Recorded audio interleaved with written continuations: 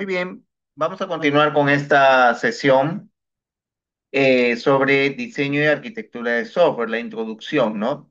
Eh, el diseño detallado de arquitectura de software, el diseño arquitectónico basado en UML para la integración de subsistemas. ¿En qué consiste esto, no? La idea es de, ya sea utilizando herramientas, componentes y clases de software, utilizando el IBM RCA, utilizando el Rhapsody, utilizando patrones de diseño, los que van a garantizar la integración para poder proponer y definir una arquitectura, ¿no? Que cumplan pues con los requerimientos del desarrollo, ¿no? Ahora, la importancia de la arquitectura de software permite tener una estructura global, ¿no? Consiguiendo la integridad conceptual del sistema. Asimismo, busca la funcionalidad, la usabilidad, confiabilidad, desempeño, sustentabilidad del producto de software y estructurar y diagramar en formato UML antes de en sí de la construcción de los programas, ¿no? Muy bien, eh, para ello hay que tomar en cuenta atributos de calidad del diseño, ¿ya? La funcionalidad, la usabilidad, confiabilidad, desempeño y sustentabilidad. ¿Qué significa todo esto? ¿Ya? Tener en cuenta también, ¿no? La abstracción, el refinamiento, la arquitectura, la modularidad, patrones y clases de diseño, ¿ya? La abstracción viene a ser la solución a cualquier problema que se presente en varios niveles de abstracción. En el nivel más alto se presenta una solución general. En el nivel más bajo se presenta una solución que puede implementarse directamente, ¿ya? La idea es obtener desde la realidad, ¿no? La abstracción de la realidad le dicen pasarlo esto a clases, ¿no? Al concepto de clases bajo lo que es la programación orientada a objetos. Hay que tener en cuenta el refinamiento. Ocurre que la arquitectura de un programa se va desarrollando según el detalle sucesivos de niveles de desarrollo, ¿no? Hay que tener en cuenta cada vez se va refinando el modelo, cada módulo convertirlo en un subsistema y cada subsistema con sus correspondientes clases, ¿no? Eh, Hay que tener en cuenta también aquí, ¿no? La arquitectura, tener en cuenta toda la estructura global, cómo se va a estructurar, cómo se va a integrar los diversos componentes del sistema. Se utilizan diagramas de componentes, se utilizan diagramas de despliegue UML, por ejemplo. Y la modularidad tiene que ver con que un programa sea manejable como en partes, ¿no? Teóricamente, el aumento en el número de módulos disminuye la complejidad y el esfuerzo de resolver un problema. Ocurre que cuando diseñamos y construimos una arquitectura basado en módulos, tenemos la ventaja de poder identificar las clases que están participando en cada uno de los módulos y de manera rápida poder, por ejemplo, reutilizar código, detectar errores y hacer pruebas de calidad de software, ¿no? Para ello hay que tomar en cuenta también la cohesión, ¿no? Que tiene que ver con la estrecha relación que puede haber entre los casos de uso y por tanto entre las clases que trae cada caso de uso, ¿no? Vamos a hablar pues de las clases de análisis, ¿no? Lo que significa las clases de análisis de cada caso de uso. Y el acoplamiento tiene que ver con la interdependencia entre estas clases, ¿no? Bien, los patrones de diseño es otro concepto. En realidad, un patrón de diseño provee información que le permite al diseñador si el patrón es aplicable, si se puede reutilizarse y si se puede utilizar como una guía para desarrollar patrones similares con estructuras diferentes, ¿no? En desarrollo de software es muy común el patrón MVC, el patrón de diseño MVC, que significa modelo vista controlador, pero hay otros, ¿no? Otros patrones también, ¿no? Clases de diseño. En el diseño las clases se definen de manera que se refinan las clases obtenidas en el análisis a fin de de poderlas implementar, ¿no? El diseño crea un nuevo conjunto de clases que permiten implementar la infraestructura de software que va a sostener toda la solución, ¿no? Muy bien. Ahora, lenguaje unificado modelado UML, ¿no? De repente tenemos software demasiado grandes, demasiado complejos, demandas de interfaces más completas, muchas funcionalidades más elaboradas, impacto en complejidad del producto. Requisito, los programas deben poder ser mantenidos, ampliados y a poder ser ampliados con garantías de éxito, ¿no? Entonces, ahí entra la importancia de la arquitectura, ¿no? Porque, como dicen, lo resumen esto, ¿no? Modelar es diseñar y estructurar antes de programar. Sirve para visualizar un diseño, especificar su estructura y también su comportamiento. Uno en la arquitectura puede hacer lo que se llaman los diagramas de comunicación para poder ver los mensajes de ida y vuelta entre las clases y objetos que participan, pues, en el modelo, ¿no? Se abstraen los detalles del problema, dice, del problema complejo, simplificando su desarrollo, siempre bajo un esquema modular, ¿no? Bajo un esquema modular.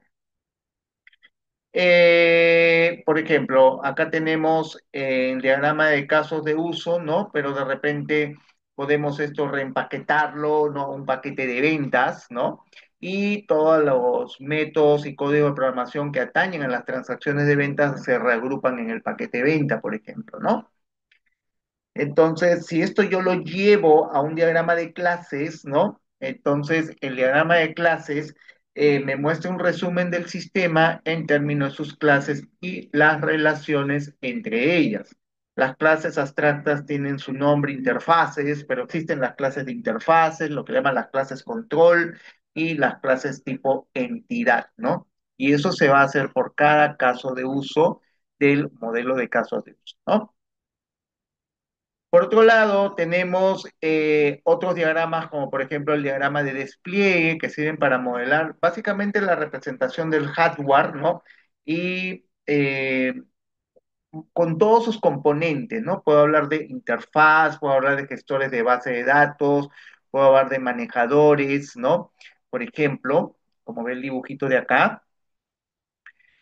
Y también puedo hablar de los componentes que en realidad apunta más hacia una representación de los códigos, ¿ya? De modo que los diagramas de componentes son muy análogos, son los análogos físicos a los diagramas de clases. Es decir, un diagrama de componentes similar a un diagrama de clases, solo que a nivel de códigos. Acá hay una representación también a nivel físico, porque, por ejemplo, que HDD, CPU son, digamos, representación a nivel físico. Sin embargo, teóricamente, el diagrama de componentes que le sirva mejor para representar esos componentes de código de programación en un programa, en un diagrama. Pues este es el diagrama de componentes, ¿no?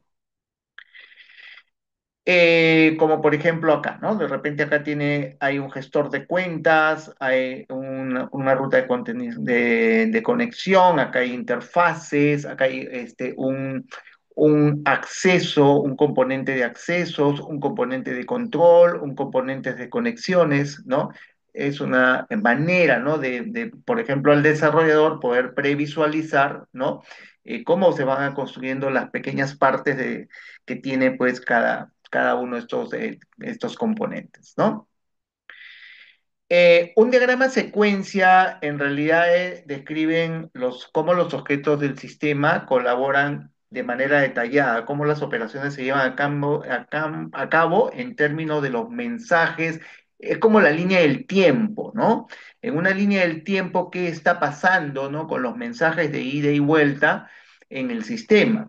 Cuando hablamos de mensaje, usted, por ejemplo, al ingresar, al loguearse a un sistema, le está dando una señal, le está dando un mensaje al sistema y este a su vez va a abrir el sistema, le está devolviendo a usted, ¿no? Un mensaje de respuesta, ¿no? Y eso en función al tiempo, ¿no? Los diagramas de secuencias de mensajes.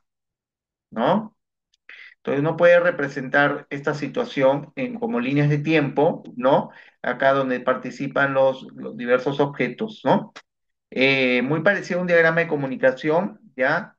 Solo que en el diagrama de comunicación que va a mostrarte los mensajes, por ejemplo, validaciones de datos, entradas, abrir, cerrar pantallas, etcétera, independientemente de la línea del tiempo, ¿no? Un diseño arquitectónico basado pues en subsistemas. Lo que pasa es que ahora vamos a convertir, la idea es convertir del modelo de caso de uso, se convierte a un modelo de análisis, ¿ya? Y esto a su vez lo vamos a convertir a un modelo de diseño, siguiendo de repente un patrón de diseño, ¿ya? Y esto, a su vez, podemos crear modelos de despliegue, ¿no? Despliegue es como abrir, ¿no? Cómo están tanto los subsistemas, sus componentes internos, ¿no? ¿Ya? Y cómo esto luego se puede implementar ya en los equipos finales, ¿no? De los usuarios finales, ¿no? Hay arquitecturas cliente-servidor, por ejemplo, ¿no? Las diversas capas, ¿no? Se percibe el desarrollo de software como si fuera hecho por capas, ¿no? Generalmente todo sistema va a tener tres capas principales, en realidad, ¿no? Se puede considerar una cuarta capa que sería la capa web, ¿no? Lo que vendría desde un navegador. Sin embargo, en esencia, un desarrollo usted tiene tres capas, ¿no? La capa que llama la capa frontera, la capa límite, donde están todas las interfaces o pantallas que participan en el desarrollo. Luego una siguiente capa que es la capa de control, donde está toda la programación y el control del comportamiento de los casos de uso, ¿ya? Gestiona todo el comportamiento, los nodos de programación, los mensajes, etcétera. Y la tercera capa, que es las capas de entidades o de base de datos, porque uno accede a tablas, a base de datos para obtener datos que alimentan el sistema, ¿no? En esencia diríamos que son tres capas. Le llaman también la capa frontera, la capa control y la capa entidad, ¿no? Eh, por otro lado, también se hablan de los ciclos, ¿no? Hay que hacer, siguiendo pues basado en RUP, recuerde, siguiendo en el inicio la planificación del proyecto, el alcance del proyecto, la delimitación del problema, luego la elaboración, analizar el dominio del problema, establecer una base arquitectónica sólida. Se desarrolla el plan de proyecto, se eliminan elementos de alto riesgo, la construcción, que ya de manera iterativa e incremental.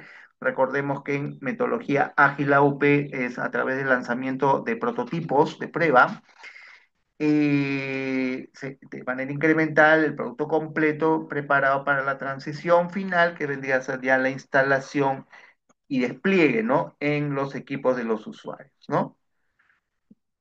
Muy bien, esto más los aspectos teóricos de la arquitectura. Y acá tengo otra presentación donde ya hablamos de análisis de los casos de uso, ¿no? Ya que se habla de los patrones de diseño, y el patrón comúnmente más utilizado es el patrón MVC. El propósito, los pasos que se siguen en el análisis de casos de uso, las realizaciones, cómo encontramos clases de análisis, qué es un diagrama de clases de análisis, qué es un diagrama de comunicaciones, y nos ponen ahí un par de ejemplos, ¿no? Que podemos abrir el proyecto Fashion Importaciones, ¿no? Para ver cómo esto se elabora en el programa, ¿no? Bien, acá estamos en la parte, en la tarea de hacer el análisis del comportamiento de los casos de uso a partir de la identificación de los elementos que proporcionan el comportamiento apropiado, ¿no? En esta partecita. Propósito: establecer detalles de la relación necesaria entre las clases de análisis para lograr la funcionalidad descrita en el caso de uso. Es decir, mediante la identificación de todas las clases de análisis, comportamiento de los casos de uso entre los objetos de análisis que interactúan, obtener y además ver los requisitos especiales en la realización de un caso de uso por medio de el documento especificación de casos de uso. Pasos. Para llevar a cabo el análisis de los casos de uso se realiza lo siguiente: crear la realización de análisis de casos de uso. El concepto de realización se utiliza más en diagramas de realización en programas bajo metodología tradicional, como es el programa IBM Rational Software Architect. En Rhapsody sencillamente elaboramos de frente, ¿no? Que ya es en sí la realización del caso de uso. Paso 2, encontrar clases de análisis del comportamiento de casos de uso. Paso 3, crear diagramas de clases. Paso 4, crear los diagramas o el diagrama de comunicación, puesto que por cada caso de uso se obtiene un diagrama de clases y su correspondiente diagrama de comunicación. Entonces, una realización de casos de uso describe cómo un caso de uso en particular es modelado, primero en el modelo de análisis y luego en el modelo de diseño en términos de objetos colaboradores. Y aquí arriba puede ver el caso del diagrama de clases de análisis y abajo el diagrama de comunicaciones. Muy bien. ¿Cómo encontrar clases de análisis? La metodología es la siguiente, ¿no? No, nosotros vamos a leer cada caso de uso y identificar por cada caso de uso cero o más clases de interfaz, una sola clase de control, una o más clases de entidad. Por cierto, las clases tipo interfaz también se denominan boundary o frontera o límite. ¿Y por qué se denomina así? Porque es el límite entre el usuario y la máquina. El primer contacto que tiene la persona con un software es la pantalla. Clase límite, clase boundary. Tener en cuenta que solo se define una sola clase control por cada caso de uso. ¿Ya? Luego más adelante podemos ver en un refinamiento del diseño que una clase control no solamente va a controlar, valga la redundancia, el comportamiento de un caso de uso, sino también puede controlar el comportamiento de un grupo de casos de uso, ¿no? A través del paquete, ¿no? De un paquete, ¿no? Y finalmente, las clases entidad, ¿no? Eso sí pueden tener, que son los entity, ¿no?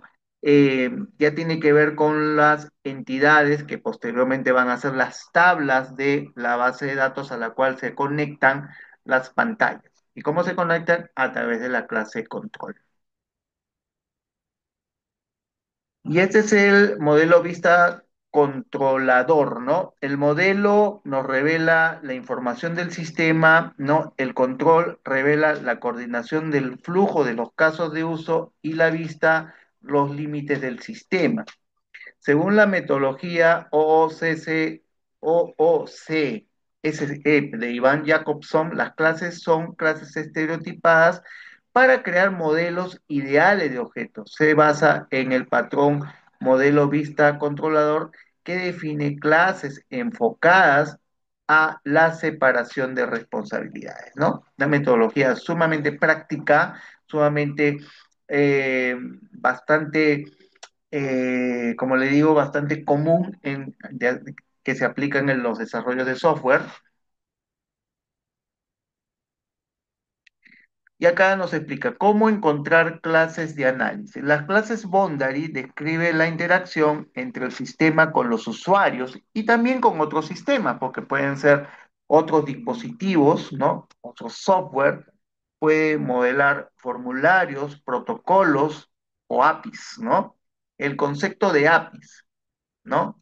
¿Qué son APIs en software, ¿no? ¿Ya?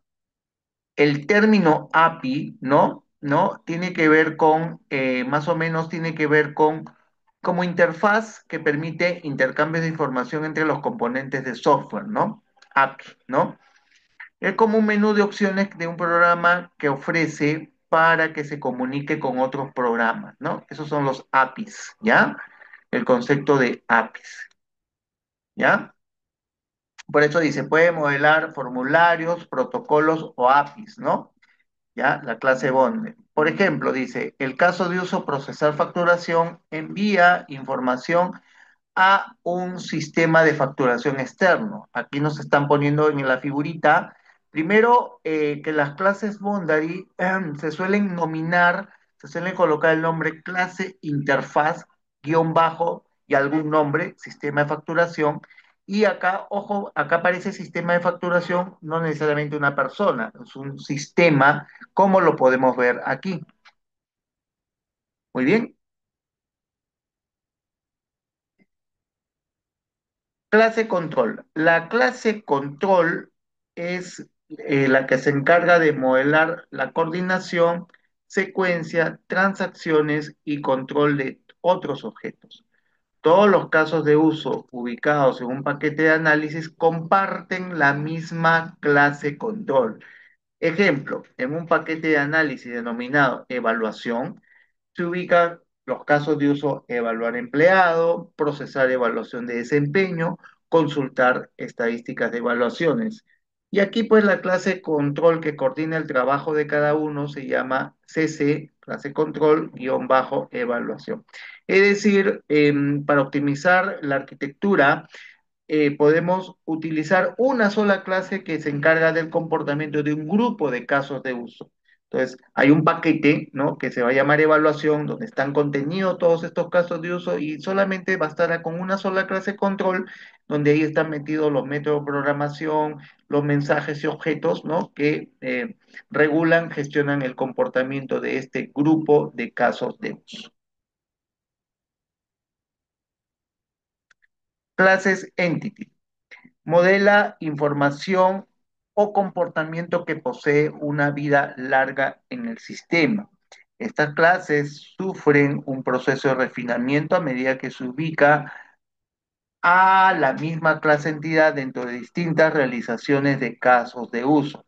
Ejemplo, en el caso de uso, mantener empleados, en el cual se puede registrar, modificar o desactivar empleados, es evidente que la información que debe ser manipulada es del empleado, ¿no? O sea, aquí identificamos en términos prácticos, cuando habla de como información o comportamiento de vida larga, también conocido como las clases persistentes. En términos prácticos, las entidades y en términos prácticos, más adelante, la tabla, ¿no? La entidad convertida a través del pase de modelo lógico a modelo físico de base de datos en una tabla, ¿no? La tabla de empleados, ¿no? Entonces, ahí podemos hacer operaciones CRUD, un registrar, un CRUD, C de create, un nuevo registro de empleado, R de read, un select, un consultar, ¿no? Información del empleado, un U de update, un actualizar los datos del empleado ya registrado, o un delete, un borrar los datos ya del empleado, ya sacarlo de la tabla, ¿no? El diagrama de clase de análisis representa las clases participantes y sus relaciones para un determinado caso de uso. La figura que usted está viendo acá, por ejemplo, nos coloca un diagrama de clases de análisis que proviene de un sistema de evaluación y desempeño de personal, donde el gerente de recursos humanos pasa primero por el menú principal, clase interfaz, menú principal.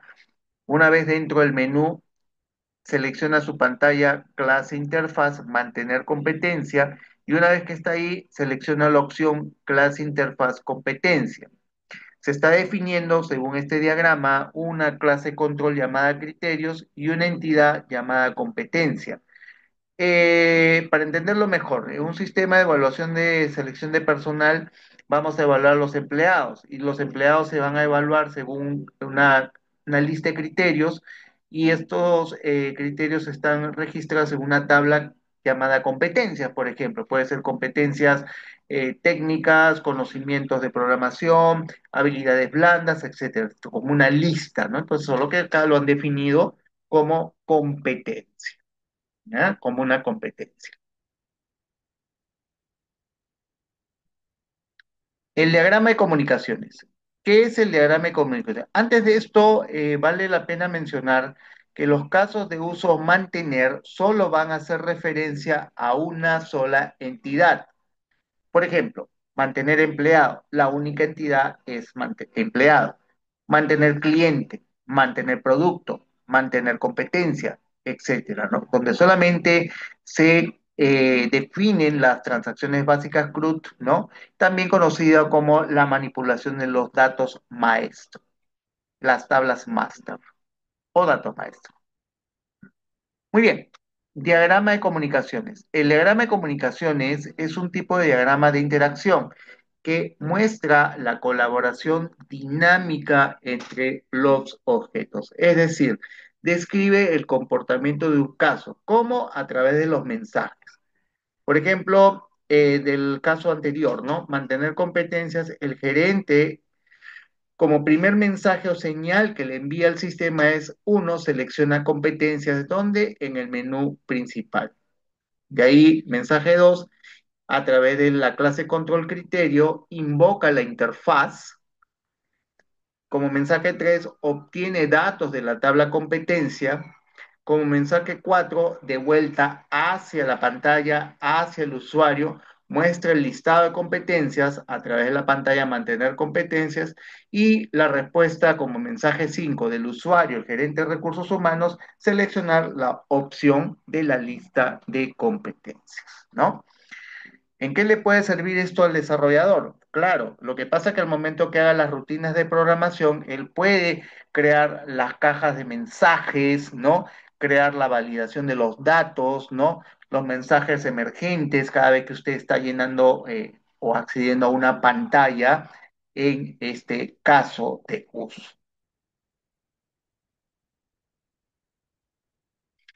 Ejemplo, acá nos ponen mantener proveedores de servicio, ¿no? El caso de uso permite mantener actualizado el registro de los proveedores de servicios de la agencia de viajes de acuerdo a su necesidad. El administrador de la agencia de viajes puede agregar, actualizar y desactivar un proveedor. Actor el administrador de la agencia de viajes. El flujo básico se inicia cuando el actor selecciona la opción proveedor de servicios en la interfaz menú principal. El sistema muestra la interfaz mantener proveedor con la lista de proveedores, RUC, código, etcétera, y las opciones agregar, actualizar y desactivar.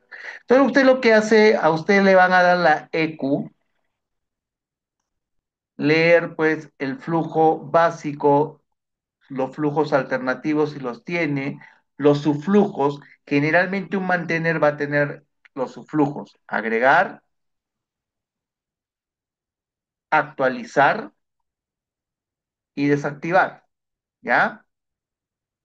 Como flujos alternativos viene a ser los escenarios en caso de, por ejemplo, proveedor datos inválidos, qué proveedor ya existe, el que no confirma la desactivación, es decir, todos los posibles caminos alternativos para la ejecución completa del caso de uso.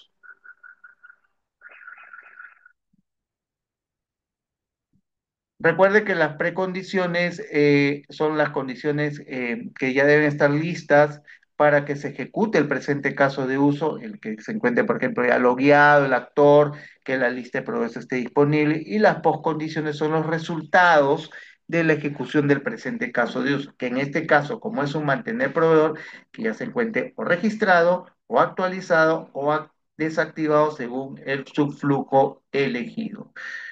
Normalmente no hay puntos de extensión en un mantener, podría haber eventualmente para un requisito especial, un extend, no hay requisitos especiales y la pantalla es esta, por ejemplo. Entonces, ¿qué es lo que hace? En términos prácticos, usted lo que hace es lo siguiente, ¿no? Mantener proveedor de servicio.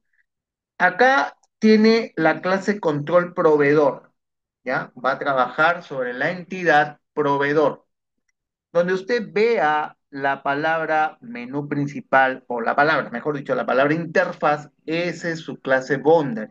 Aquí claramente tiene la interfaz menú principal, luego tiene la interfaz mantener proveedor, se va a llamar CI menú principal, clase interfaz, menú principal, clase interfaz, mantener proveedor. Sigue usted leyendo con detenimiento y entra a la interfaz proveedor, ¿no? Y una vez que terminó aquí,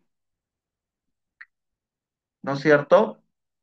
Tiene pues la única entidad es la entidad proveedor, ¿ya? La entidad proveedor, ¿ya? Entonces, en un caso de uso mantener es bien directo, es bien sencillo, ¿no? De reconocer las clases de análisis, ¿no?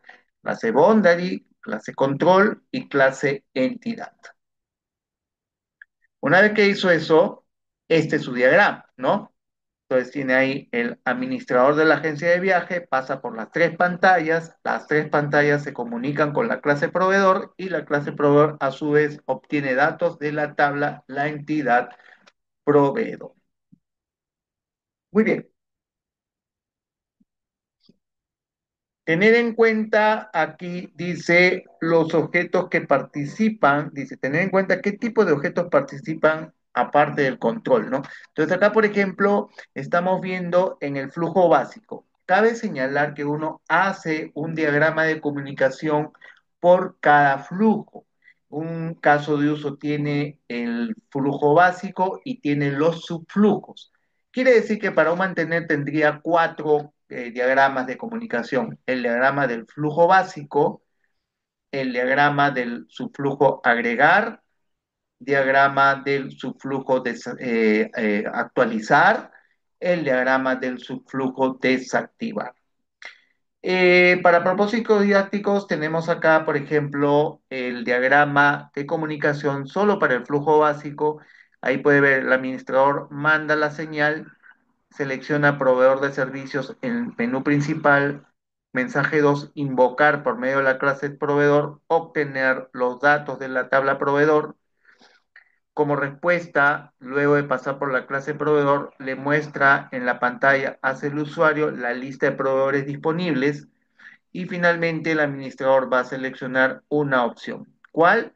O el subflujo agregar, o el subflujo actualizar, o el subflujo desactivar. Y acá nos han puesto en el subflujo, además, ¿no? Del caso agregar proveedor. Acá tenemos más mensajes, ¿no? Observe.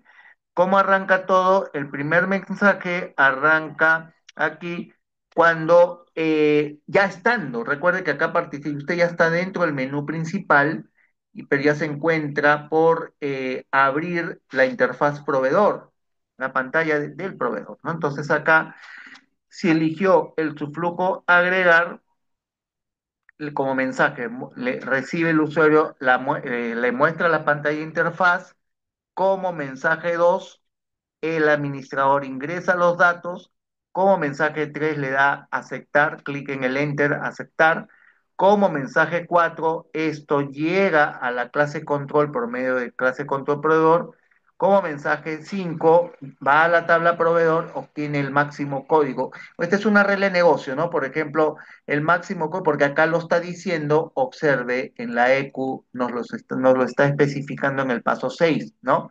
El máximo código de proveedor. El código del proveedor es un código autogenerado. De repente, el último proveedor tenía código 9, ¿no? Y automáticamente para este nuevo proveedor que estoy agregando le asigna el código 10, ¿no? Acá simplemente como ejemplo le está poniendo asignar el código 999, el máximo código, ¿no? Luego, que obtiene los datos, guarda los datos, ¿no?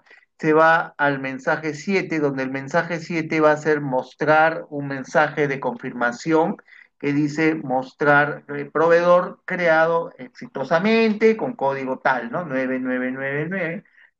En ese momento, el administrador como mensaje 8 cierra la interfaz, ¿no? Como mensaje 9 cargar la lista de proveedores, porque automáticamente se tiene que actualizar esta lista de proveedores ya con el nuevo proveedor ingresado, como mensaje 10 va hacia la entidad proveedor, actualiza la tabla, ¿ya? Con ese nuevo registro de proveedor nuevo. Como mensaje 11 vuelve a mostrar la lista de proveedores acá, ¿no es cierto? Con ya actualizado, ¿no? Y ahí podría agregarse hasta un mensaje número 12, cerrar la pantalla, pues, final, ¿no? La última pantalla, ¿no? Acá tenemos otro ejemplo, la especificación de caso de uso. Acá primero se ha hecho sobre un caso de uso, los mantener son casos de uso de tipo dato maestro, ¿ya? Dato maestro, ¿de acuerdo?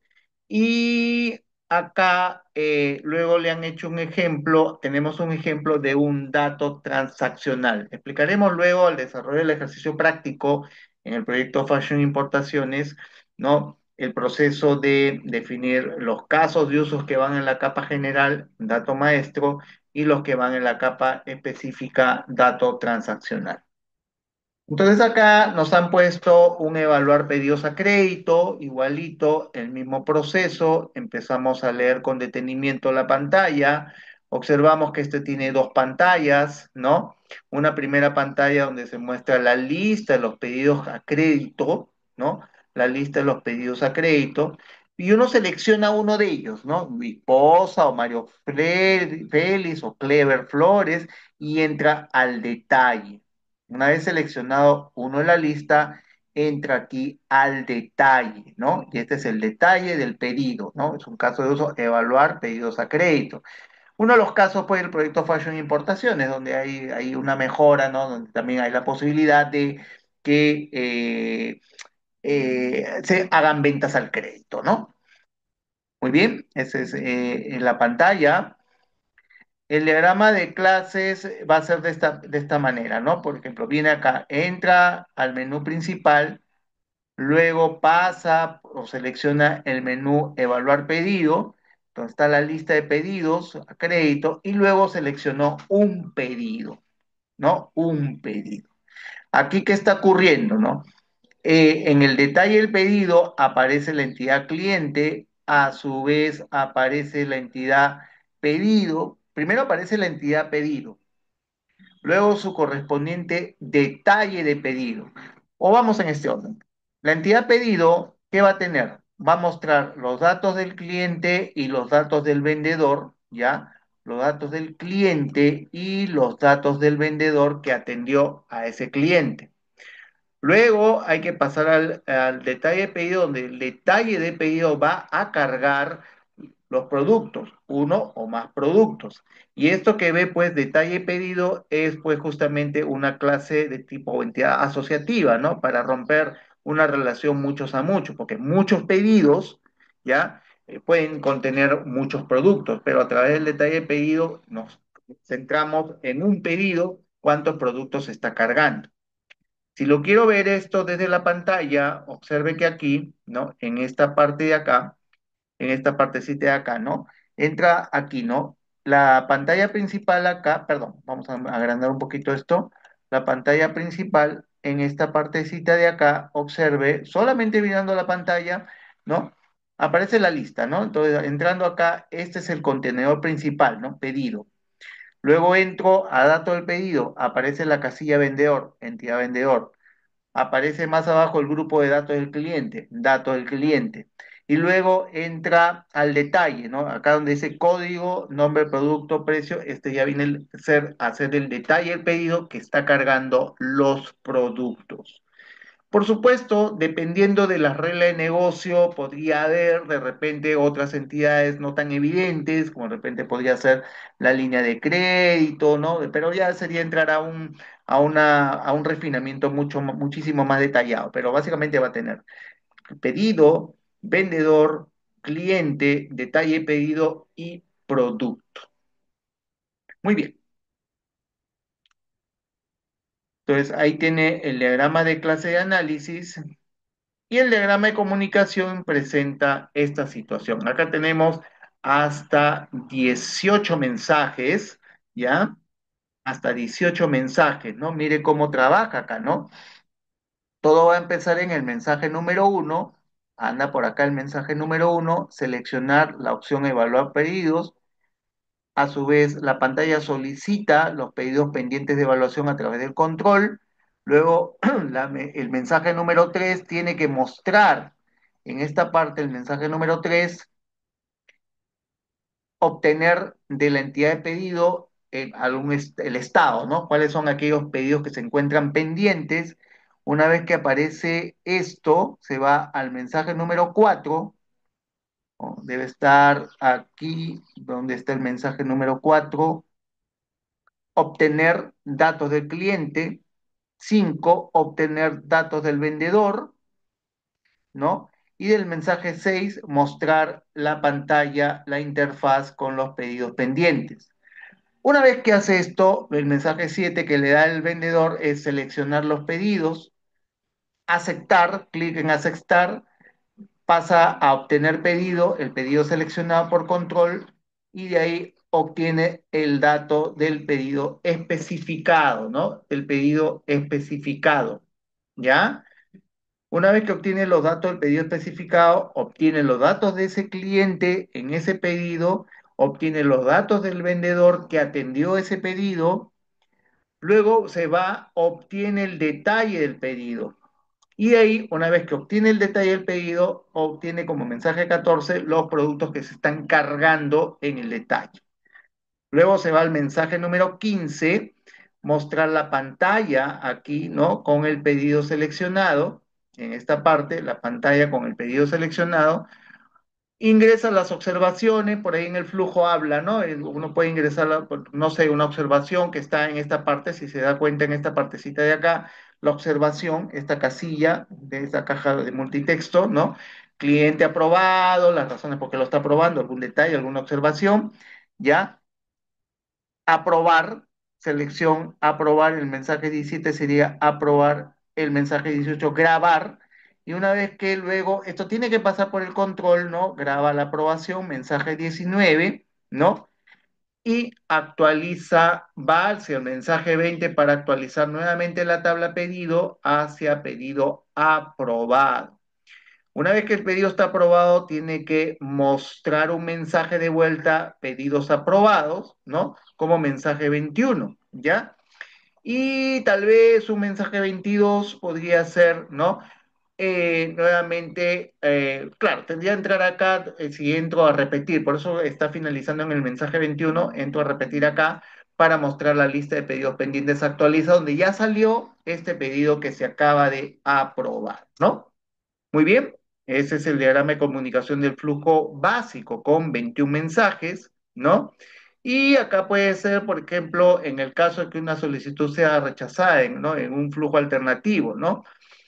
Selecciona desaprobar, grabar desaprobación, mire, aquí aparece el grabar desaprobación, pasa por acá por la interfaz pedido, actualizar pedido como desaprobado en esta parte, ¿no? Bueno, primero seleccionar desaprobar, grabar, pasa por el mensaje de la pantalla, pasa por el control, actualizar el pedido y listo. Acá podría de repente un mensaje de vuelta, ¿no? De la entidad de pedido hacia el usuario, ¿no? Un mensaje, ¿no? Algo que diga, pero no, como no está en el subflujo, ¿no? Algo que diga, pues, pedido desaprobado, revisar observaciones o algo, ¿no? Entonces, con esto concluyo un poco la parte teórica de cómo es la arquitectura, el modelo de análisis con sus principales artefactos que van a ser el diagrama de clases de análisis, el diagrama de comunicaciones, la propuesta de arquitectura, básicamente esos tres, ¿no? Y se hace a través de una copia del diagrama de casos de uso que ya lo vamos a ver en el caso práctico. Bien, hasta aquí dejo la presente grabación.